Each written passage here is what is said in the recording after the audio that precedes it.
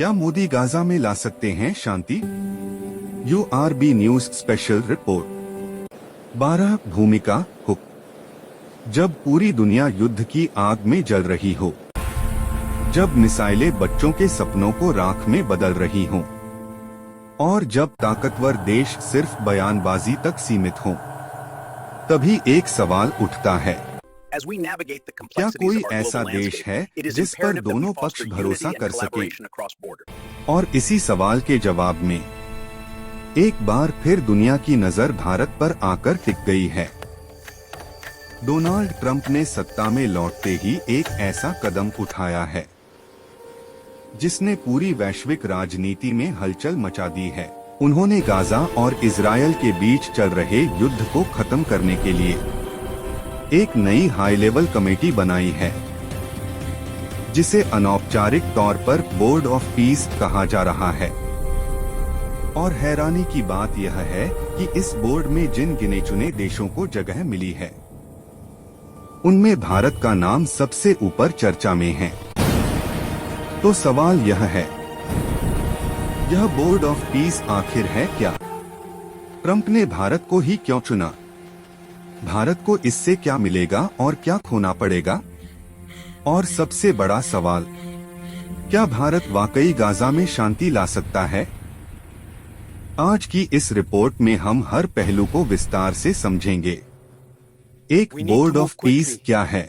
Donald Trump ने राष्ट्रपति बनते ही साफ कर दिया था कि उनकी प्राथमिकता सिर्फ अमेरिका नहीं, बल्कि वैश्विक स्तर पर शांति स्थापित करना है। इसी सोच के तहत उन्होंने गाजा इजरायल युद्ध को खत्म करने के लिए एक विशेष अंतर्राष्ट्रीय कमेटी बनाई। इस कमेटी का उद्देश्य युद्ध विराम सीज फायर लागू कराना, दोनों पक्षों के बीच भरोसे की बहाली, गाजा के पुनर्निर्माण रिकॉन्स्ट्रक्शन की योजना, भविष्य में हिंसा दोबारा न भड़के, इसके लिए स्थायी समाधान। खास बात, यह कोई आम संयुक्त राष्ट्र कमेटी नहीं है। इसमें केवल 5-6 चुनिंदा देश शामिल किए गए हैं, जो सैन्य ताकत से ज्यादा राजनयिक भरोसे के लिए जाने जाते हैं, जिनकी छवि किसी एक गुट की कठपुतली नहीं है, जिनका प्रभाव सिर्फ पश्चिम तक सीमित नहीं। और यहीं से भारत की एंट्री होती है। दो ट्रंप ने भारत को क्यों चुना?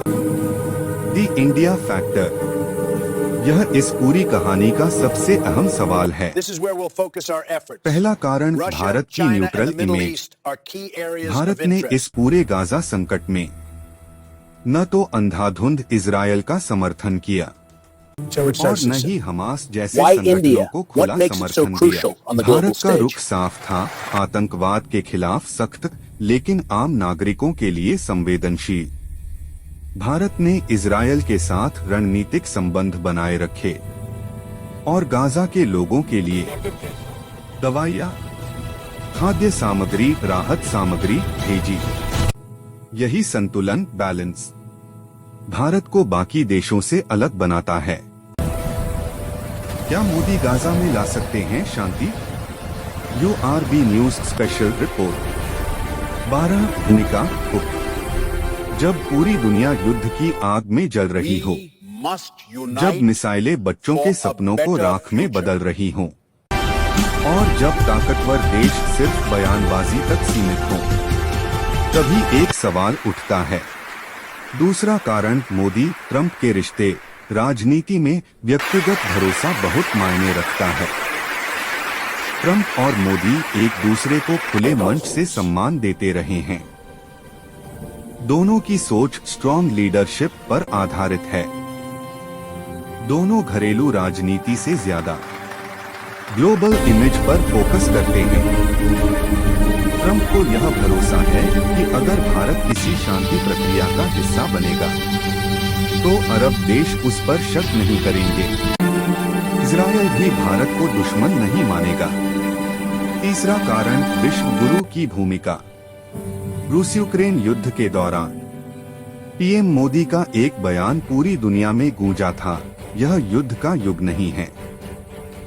यह सिर्फ एक लाइन नहीं थी, यह भारत की विदेश नीति का सार था।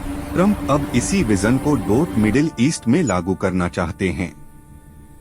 3 भारत को इस बोर्ड ऑफ पीस में क्या करना होगा? अगर भारत इस प्रस्ताव को स्वीकार करता है तो उसकी भूमिका केवल प्रतीकात्मक नहीं होगी। एक मध्यस्थता मीडिएशन। भारत इजरायल और फिलिस्तीन दोनों से बात करेगा। बंद दरवाजों के पीछे बातचीत की राह खोलेगा। कट्टरपंथी भाषा की जगह व्यावहारिक समाधान पेश करेगा। 2 गाजा का पुनर्निर्माण। युद्ध के बाद गाजा अस्पतालों से खाली, स्कूलों से वीरान, सड़कों से तबाह। यहाँ भारत की ताकत काम आएगी। भारतीय कंपनियां अस्पताल बनाएंगी, स्कूल, पानी, बिजली प्रोजेक्ट लगाएंगी, आईटी और डिजिटल सिस्टम विकसित करेंगी। 3 शांति निगरानी पीस मॉनिटरिंग। भारत अंतर्राष्ट्रीय शांति मिशन का हिस्सा बन सकता है। जमीनी हालात पर नजर रख सकता है। किसी भी उकसावे को रोकने में मदद कर सकता है। 4 भारत को इससे क्या फायदा होगा? अब सवाल उठता है, भारत क्यों यह जोखिम उठाए? 1 ग्लोबल पावर स्टेटस। अगर भारत गाजा में शांति प्रक्रिया को सफल करता है तो यूएन सिक्योरिटी काउंसिल में भारत की दावेदारी मजबूत होगी। भारत को सिर्फ रीजनल पावर नहीं बल्कि ग्लोबल पावर ब्रोकर माना जाएगा। 2 सॉफ्ट पावर एक्सप्लोजन। आज दुनिया चीन को डर से देखती है, अमेरिका को शक से, लेकिन भारत को भरोसे के साथ देखा जाता है। यह सॉफ्ट पावर भारत की सबसे बड़ी ताकत है। 3 आर्थिक फायदे। गाजा रिकॉन्स्ट्रक्शन, अरबों डॉलर के प्रोजेक्ट, भारतीय इंफ्रास्ट्रक्चर कंपनियों को मौका, रोजगार और निवेश दोनों में बढ़ोतरी। 5 लेकिन क्या खतरे नहीं हैं? जरूर हैं। अंतर्राष्ट्रीय दबाव, कट्टरपंथी संगठनों की नाराजगी, घरेलू आलोचना। लेकिन इतिहास गवाह है, जो देश जोखिम नहीं लेता वह इतिहास नहीं बनाता। निष्कर्ष, कंक्लूजन। आज दुनिया एक बार फिर भारत की तरफ उम्मीद से देख रही है। यह सिर्फ गाजा की बात नहीं है, यह उस भारत की बात है जो अब सिर्फ प्रतिक्रिया नहीं देता बल्कि दिशा तय करता है। अब सवाल आपसे है, क्या भारत को इस भूमिका को स्वीकार करना चाहिए या हमें सिर्फ अपने देश तक सीमित रहना चाहिए? अपनी राय कमेंट में जरूर बताइए।